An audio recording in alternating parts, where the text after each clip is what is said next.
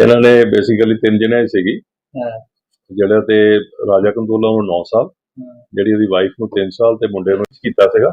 ਅੱਛਾ ਇਸ ਇਹਦੇ ਕੇਸ 'ਚ ਨਹੀਂ ਕੀਤਾ ਇਸ ਕੇਸ 'ਚ ਨਹੀਂ ਕੀਤਾ ਸੀਗਾ, ਉਹ ਤਾਂ ਬਰੀ ਹੈ। ਹਾਂ ਇਹਦੇ 'ਚ ਅਸਲ 'ਚ ਇੱਕ ਦਿੱਲੀ ਵਾਲੇ ਕੇਸ 'ਚ ਕੋਈ ਸਜ਼ਾ ਹੋਈ ਸੀ ਇਹਨਾਂ ਨੂੰ, ਮੇਰੇ ਖਿਆਲ ਨਾਲ ਵੀ ਨਹੀਂ ਹੈ ਨਾ। ਇਹਦੇ 'ਚ ਤਾਂ ਬੇਸਿਕਲੀ ਉਹ ਕਹਿੰਦੇ ਪ੍ਰਾਪਰਟੀਜ਼ ਜਿਹੜੀਆਂ ਇਹਨਾਂ ਨੇ ਬਣਾਈਆਂ, ਇਹਦੇ 'ਚ ਕੇਸ ਸੀਗਾ ਕਿ ਜਿਹੜੀਆਂ ਪ੍ਰਾਪਰਟੀਜ਼ ਬਣੀਆਂ ਉਹ ਡਰੱਗ ਮਨੀ ਨਾਲ ਬਣੀਆਂ। ਕਿਉਂਕਿ ਪਿੱਛੇ ਵੀ ਉਹਨਾਂ ਦੀ ਸਟੇਟਮੈਂਟ ਆ, ਮੈਂ ਸਾਰੇ ਤੁਸੀਂ ਤਕਰੀਬਨ ਸਾਰੀ ਨਿਊਜ਼ ਦੇਖੀ ਹੋਣੀ ਹੈ ਨਾ, ਤੇ ਉਹਦੇ ਵਿੱਚ ਕਿਹਾ गया कि पंजाब सर राजा कंडोला को लेकर एक बार फिर से कोर्ट ने फैसला सुनाया है कि हालांकि पीछे 6 महीने पहले उन्हें केस में बरी भी कर दिया गया, ये क्या है पूरा मामला ये बता। देखिए इनके ऊपर उन्होंने टोटल 3 केस दर्ज किए थे। एक बलाचौर में किया था, एक जलंधर में जो किया था वो इंद्रजीत सिंह उन्होंने किया था। उन दोनों जो एनडीपीएस के केसेस है जिनमें वो कह रहे थे कि ये 200 करोड़ की आइस करते थे, उन दोनों में केसेस में क्विट हो गए थे। ये केस जो था ये ईडी ने किया था मनी लॉन्ड्रिंग एक्ट के नीचे। इसमें उनकी एलिगेशन थी कि जो इन्होंने 3-4-5 करोड़ की प्रॉपर्टी बनाई हुई है इसका कोई सबूत नहीं था इनके पास पैसे, क्योंकि इन्होंने इनकम टैक्स नहीं दिया था। और ये एडमिटेड चीज थी कि इन्होंने कभी इनकम टैक्स नहीं दिया था, लेकिन हमने शो किया था कि ये सारी प्रॉपर्टीज हमने पहले प्रॉपर्टीज बेच के बनाई थी। वो जज साहब ने आज अभी फैसला किया है जिसमें उन्होंने कहा है कि क्योंकि प्रॉपर्टीज ये शो नहीं कर सक रहे तो उन्होंने इनको सजा की है। 9 साल की सजा की है जो राजा कंदोला को, 3 साल की उनकी वाइफ को की थी, बेटे को क्विट कर दिया। और जो 3 साल की सजा थी उसमें हमने बेल बॉन्ड उनके भरती है, उनको टाइम दिया अपील का।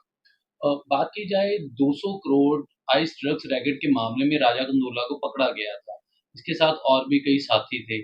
तो एक तो 11.5 साल ये पहले पुलिस कस्टडी में रहे थे इस केस को लेकर, और ये भी क्योंकि जो एक्स जो डिप्टी डायरेक्टर थे निरंजन सिंह, उन्होंने स्टेटमेंट दी थी कि 800 करोड़ से ज्यादा की संपत्ति जो उनके खिलाफ जो सबूत इकट्ठे हुए हैं, और पंजाब, हरियाणा, दिल्ली, चंडीगढ़ ऐसे कई और जगह पर इनकी नाजायज संपत्ति है जो इस ड्रग से कमाई गई। नहीं, कोर्ट में तो उन्होंने कोई चीज ऐसी प्रूव ही नहीं की।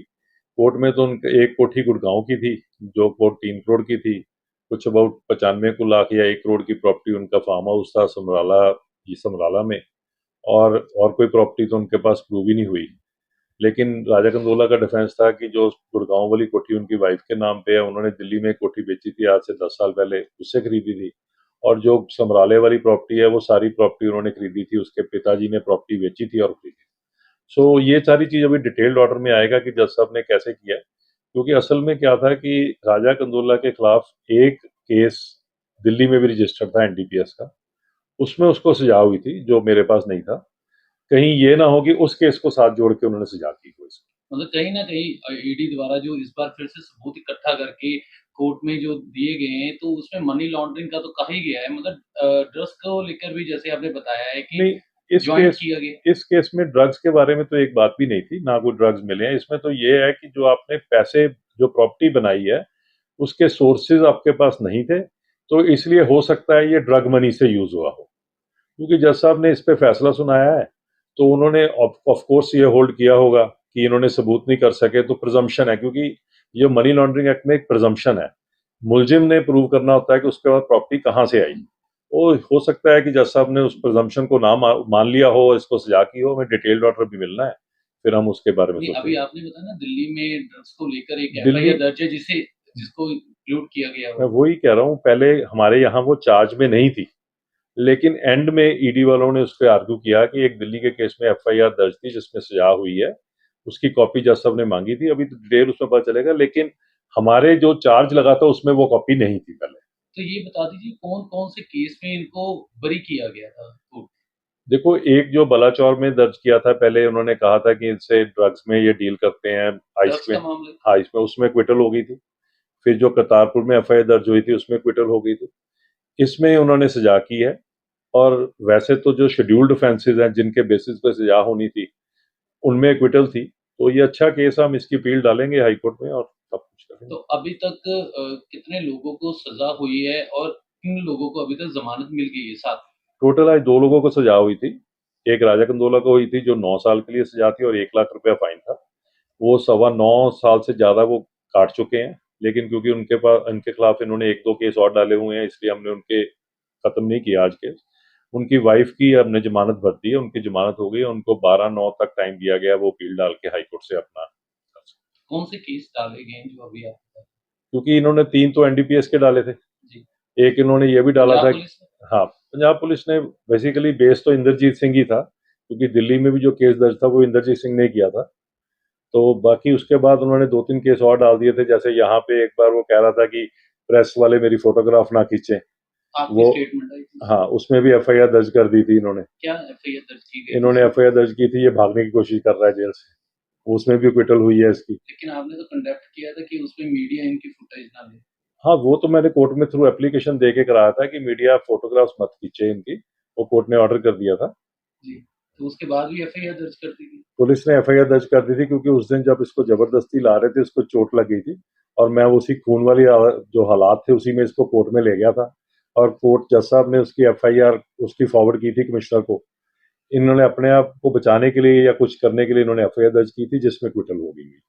तो अभी जो ये सिर्फ मनी लॉन्ड्रिंग से जुड़ा हुआ ही मुद्दा है जिसमें अभी सजा हुई है? ये सिर्फ मनी लॉन्ड्रिंग का है, इसमें ड्रग्स की कोई रिकवरी नहीं थी, ना कोई ऐसी बात थी, क्योंकि इसमें ये एक्ट ऐसा है जिसमें ओनस शिफ्ट हो जाता है रिवर्सली एक्यूज्ड पे। और क्योंकि बार बार एक ही बात आ रही थी कि आपके पास कोई इनकम टैक्स रिटर्न्स, कोई प्रॉपर्टी रिटर्न्स हैं, वो इनके पास थी नहीं, क्योंकि ये बाहर से आए हुए थे, तो इन्होंने कुछ। कितनी मनी लॉन्ड्रिंग शो की गई ईडी की तरफ से? मैं वही आपको बता रहा हूँ कि एक गुड़गांव का घर है जिसमें अबाउट 3 करोड़ का खरीदा था। लेकिन रिपोर्ट्स के मुताबिक सर एक गुड़गांव में फ्लैट है, नहीं, वो उसके कुछ नहीं है, वो कोर्ट में कुछ नहीं है, पता नहीं वो कहाँ से ठीक है, ढूंढ रहे हैं। दिल्ली में प्रॉपर्टी है। दिल्ली में प्रॉपर्टी बिकी थी, उस बिकने के बाद ये गुड़गांव वाला लिया था, ये सारे डॉक्यूमेंटेशन हमने प्रूव की है। फिर एक समराला की प्रॉपर्टी थी, एक होटल था इनका जिन्होंने लिया था वहां पे। वो सारी प्रॉपर्टीज पहले इनकी इंसेस्ट्रल प्रॉपर्टीज थी, जो इसके राजा कंदोला के फादर ने नवा शहर और बंगा में थी, वो बेच के ली थी। लेकिन कोर्ट ने अभी हमें डिटेल्ड ऑर्डर नहीं मिला, हमें पता नहीं उन्होंने क्या लिखा है, हम उसकी अपील करके। क्योंकि निरंजन सिंह ने जब लास्ट टाइम मीडिया से बात की थी तब उन्होंने कहा था कि 800 करोड़ से ज्यादा की प्रॉपर्टी की संपत्ति के जो उनको सबूत मिले, और साथ में उन्होंने ये भी कहा था कुछ सफेद पोश लोग भी हैं इसमें शामिल जिनका पैसा लगा हुआ है, इंक्लूड एनआरआई। वो कहीं नजर तो आया नहीं कोर्ट में, तो ना उनकी लाइन आई है, पता नहीं कहाँ से वो बोल रहे हैं, ना कोर्ट में ये कोई बात आई है। 3 ही मुलजिम थे, कोई एनआरआई मुलजिम नहीं है, कोई कभी वो बाहर इन्वेस्टिगेशन करने नहीं गए। इवन जो इनका बेटा जो क्विट हुआ है, वो अमेरिका का सिटीजन था, इन्होंने उसकी जिंदगी सारी खराब कर दी है, पिछले 12 साल से वो लड़ रहा है। अब कौन इसकी बुराई करेगा, एक बच्चे की आपने जिंदगी खराब कर दी, 18 साल का बच्चा आके पकड़ लिया, और पहले तो वो क्विट हुआ उसमें, आज उसमें भी क्विट हुआ है।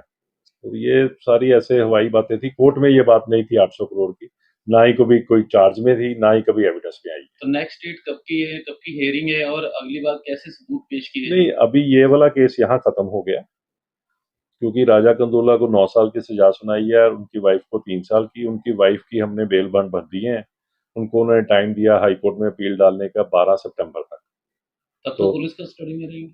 नहीं, वो उनको बेल हो गई है, क्योंकि 3 साल की जब सजा होती है तो हम सस्पेंड करा सकते हैं हमने, क्योंकि हमें राइट है हमारे सीआरपीसी में भी और नए एक्ट में भी कि हम अपील, क्योंकि 3 साल की सजा वाला जो सजा भुगतने के लिए अपील कर सकते हैं और उसकी जमानत हो चाहे जाती महिला है चाहे है। चाहे पुरुष। महिला हो चाहे कोई भी हो, जिसकी 3 साल की सजा जिस भी केस में होगी, उसको राइट टू अपील दे के बेल कर देते हैं।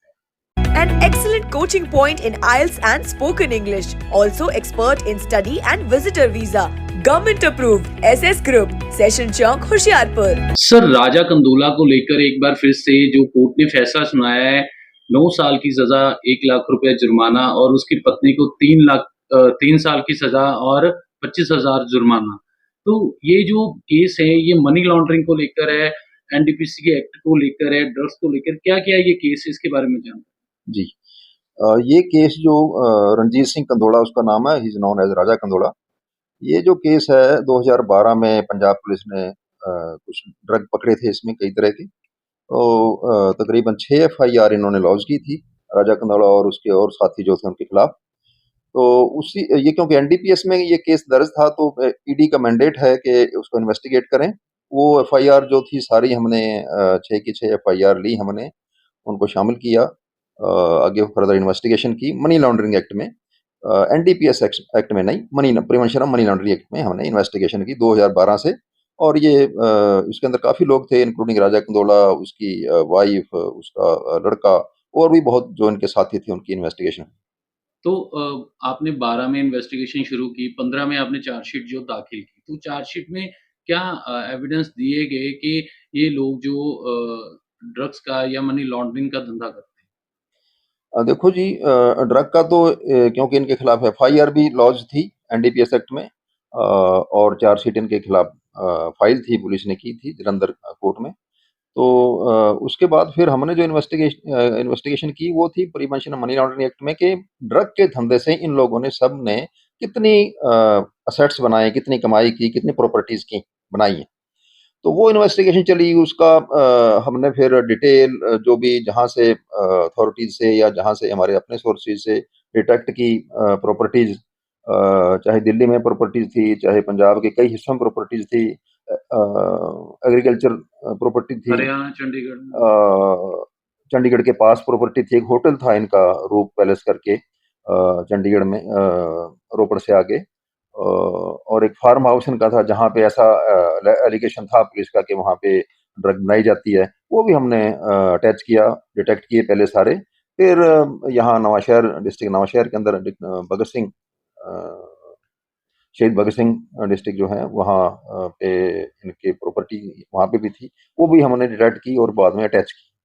तो कुल मिलाकर कितनी प्रॉपर्टीज थी? और क्योंकि आपने पहले इन्वेस्टिगेट जो मामला शुरू किया, वो जब पंजाब पुलिस ने इसको पकड़ा था 200 किलो आइस ड्रग के साथ जो आरोप लगे थे, क्या उसमें निकल कर आया था उस समय सामने कि ये प्रॉपर्टीज ये ड्रग्स के पैसे से बनाई गई थी? देखो जी, क्योंकि इन लोगों का जब हमने बयान लिया, स्टेटमेंट हुआ इन्वेस्टिगेशन के दौरान, तो एक तो ये था कि कोई भी आदमी कोई प्रॉपर्टी खरीदता है तो उसका सोर्स ऑफ फंड्स बताना है उनको। तो जो कैश प्रॉपर्टी है तकरीबन सारी ये, तो उनका सोर्स ऑफ फंड इनके पास नहीं है, और कोई इनका कोई बिजनेस या कोई सर्विस भी कोई है नहीं, सोर्स ऑफ मनी जो इनके पास आते हैं, उनका कोई इनके पास एविडेंस नहीं था।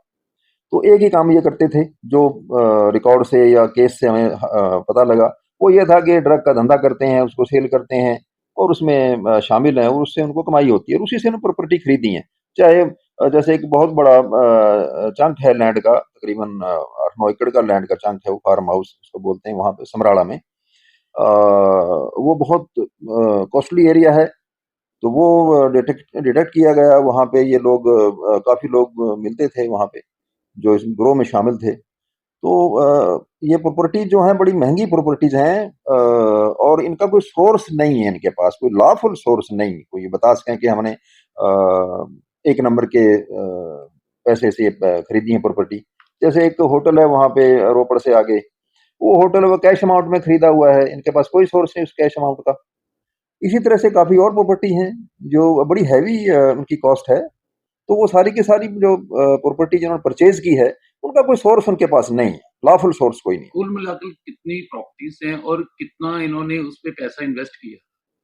प्रॉपर्टी काफ़ी है जी, और डिटेल तो उसमें है, लेकिन काफ़ी बहुत प्रॉपर्टीज हैं उनकी, चाहे उनके प्लॉट्स हैं, चाहे उनकी एग्रीकल्चर लैंड है, फार्म हाउस हैं, होटल हैं, और उनके पैलेशियल बिल्डिंग्स हैं इनकी, दिल्ली के अंदर प्रॉपर्टी बहुत हैं।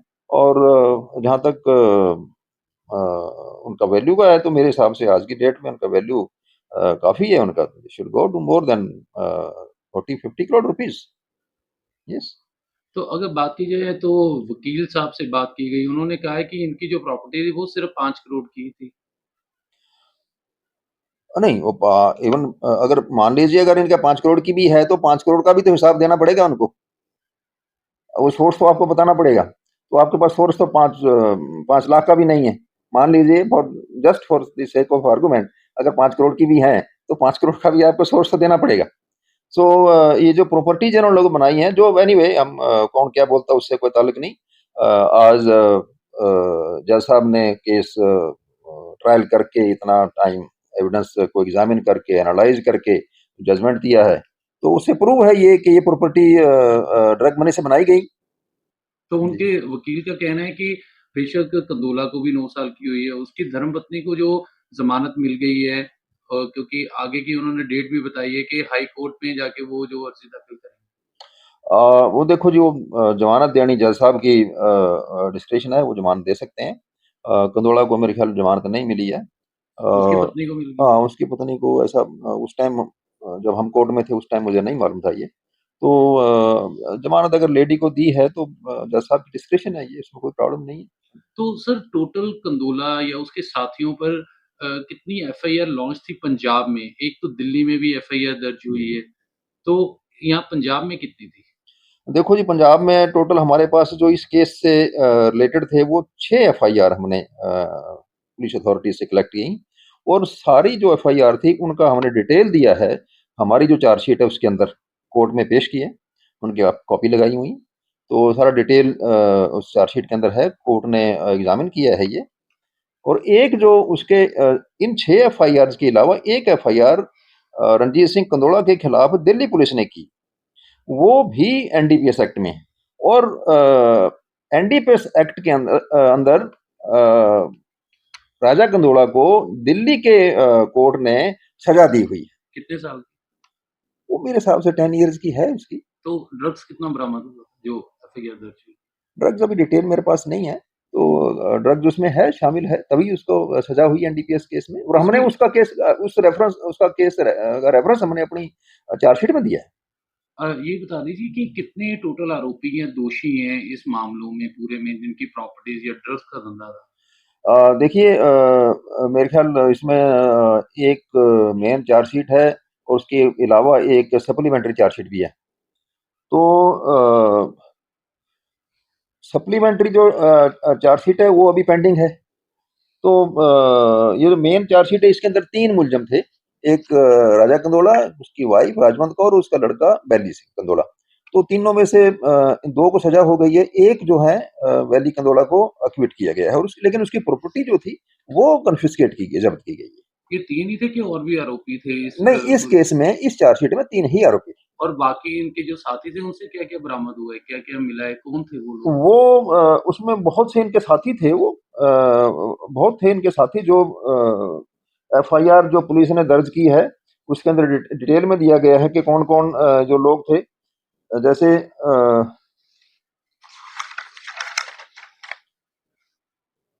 एक निशान सिंह करके एक आदमी है जिसके खिलाफ चार्जशीट हमने फाइल की हुई है, पेंडिंग है कोर्ट में, उससे भी रिकवरी है। निशान सिंह टोनी उसका नाम है। और उसके अलावा एक गुरिंदर सिंह नाम का एक बंदा है, सन ऑफ हरभजन सिंह, उसके खिलाफ भी एफआईआर है। सुखविंदर सिंह एक है सुखा, इससे भी कुछ वेपन रिकवर हुए हैं। उसके अलावा एक जसविंदर सिंह नाम का कोई बिल्ला है, उससे भी ड्रग रिकवरी हुई है। और एक इनका एक सर्वेंट था रुख बहादुर करके, तो रुख बहादुर का उससे भी इन्वेस्टिगेशन हुई है, उससे भी रिकवरी। मतलब टोटल नंबरिंग कितनी है अभी? टोटल ये जो मेरे हिसाब से 17 लोगों का इसमें नाम आया हुआ है जिनसे रिकवरी ड्रग या वेपन्स या रिकवर हुए या इनके साथ इस ट्रैफिकिंग में और जो ड्रग का धंधा उसमें शामिल थे। वो उनमें से कुछ लोगों की चार्जशीट ईडी ने भी की है, तो बाकी इन्वेस्टिगेशन मेरे हिसाब से ईडी कर रहे होंगे। कितने आरोपियों को पकड़ा गया है? इन्वेस्टिगेशन मेरे ख्याल काफ़ी लोगों के साथ की गई है। तो जिन लोगों की चार्जशीट हमने की है अब तक, वो 7 लोगों की हमने की थी। बाकी लोगों का क्योंकि हमारा जो मैंडेट है वो मनी लॉन्ड्रिंग है कि किसने कितनी प्रॉपर्टी बनाई। तो गिरफ्तारी कितनी हुई सर इसमें टोटल? गिरफ्तारी एक तो हमने राजा कंदोला की थी, तो बाकी लोग तो पहले अंदर ही थे, गिरफ्तारी थे। तो उसके अलावा मेरे ख्याल में इसमें गिरफ्तारियां और ज़्यादा नहीं हुई, क्योंकि वो लोग सारे उस टाइम अंदर ही थे और इन्वेस्टिगेशन हमारी ठीक चल रही थी। तो अगर बात की जाए तो उनके वकील का कहना है कि इनसे ड्रग्स तो कोई भी बरामद नहीं हुई, जबकि पंजाब पुलिस ने तो खुलासा किया था 200 किलो जो आइस ड्रग्स को लेकर, वो कह रहे वो भी बरामद नहीं हुई, और जो ज़मीन थी वो भी इनकी नहीं थी, जहाँ से बरामदगी दिखाई गई। देखो जी, वकील साहब या मुलजम क्या बोलते हैं, हम तो सबूत के हिसाब से चलते हैं। जो हमारे पास एविडेंस आया पंजाब पुलिस से, वो एविडेंस हमने जो एफआईआर आई, जो चार्जशीट आई हमारे पास, उनका रेफरेंस है, एफआईआर की कॉपी हमने लगाई हुई है, एग्जामिन किया हुआ है। तो वो सारी की सारी जो डिस्क्लोज करती हैं उससे इनसे जो रिकवरी हुई है उसका डिटेल है। दूसरी बात है कि जो प्रॉपर्टी की हैं वो प्रॉपर्टी के सारे पेपर हमने कलेक्ट किए हुए हैं, जो रेवेन्यू अथॉरिटीज़ हैं उनसे कलेक्ट किए हुए हैं, और वो ऑनरेबल कोर्ट के सामने पेश किए हैं हमने। तो किसकी ऑनरशिप है, वो उन्हीं की ऑनरशिप है, चाहे कंदोला के नाम से है, चाहे उसकी वाइफ के नाम से है, चाहे उसके लड़के के नाम से है, वो अप्रूव्ड है, उसको तो डिनाई नहीं तो हो सकती। आगे कैसे देख रहे हैं, क्योंकि अदालत में तो चार्जशीट फाइल हो चुकी, सबूत दाखिल हो गए, दलीलें भी हो गई। अब क्या लग रहा है कि आगे और भी कुछ संभावना है इस केस में कुछ और मिलने की, या फिर जो जिनके खिलाफ नाम है उनके खिलाफ भी अब जो गिरफ्तारियां शुरू होगी या उनसे भी पूछताछ होगी? देखो जी, मैं तो अब रिटायर हो गया, 3 साल हो चुके हैं, तो फर्दर इन्वेस्टिगेशन ईडी की अथॉरिटीज़ कर रही होंगी। लेकिन मेरे हिसाब से जिन लोगों के कुछ केस पेंडिंग है, जो हम चार्जशीट फाइल कर चुके हैं, तो उसमें ट्रायल चला हुआ है, और पेंडिंग जो है, जो इन्वेस्टिगेशन में जो लोग हैं, वो फिर ईडी या तो कर रही हैं या फिर उनका उन्होंने कोई कोर्ट को बताया होगा डिटेल। क्योंकि आप भी, क्योंकि डायरेक्टर ऐसे आप रिटायर हुए हो, तो ईडी के साथ तो आपका अच्छा तालमेल है, क्योंकि आप वही डिपार्टमेंट से हो। तो किसी ऑफिसर को लेकर इससे बात हुई है कि अभी तक क्या आगे इन्वेस्टिगेट्स है या आगे क्या उनकी तरफ से एक्शन लिया जा रहा है? नहीं, मेरी ये कोई अब अथॉरिटी नहीं है, मैं किसी को एग्जामिन करूं या पूछूं कि क्या हो रहा है, तो इनफॉर्मली मेरे क्योंकि को। आप जा रहे हो ना कोर्ट में, अब मैं क्योंकि कोर्ट अभी में जरूर जा रहा हूँ। कोर्ट में जो मेरे पास एविडेंस हमने पेश किया था पहले, तो वो एविडेंस वो मेरे पास है, क्योंकि उसकी कॉपीज मेरे को प्रोवाइड की गई हैं ऑफिस ने ही, क्योंकि उसमें कोर्ट का ट्रायल है, उसमें भी मैं जा रहा हूँ, जो एविडेंस मेरा हुआ है उसके अंदर। तो अब उसके अलावा वो इन्वेस्टिगेशन वो क्या कर रहे हैं या नहीं कर रहे हैं, वो तो फिर वो कोर्ट को बताएंगे। अगर कोर्ट पूछता है कि क्या हुआ फर्दर इन्वेस्टिगेशन का, तो कोर्ट को बताना पड़ेगा। An excellent coaching point in IELTS and spoken English. Also expert in study and visitor visa. Government approved. SS Group. Session Chowk, Hoshiarpur.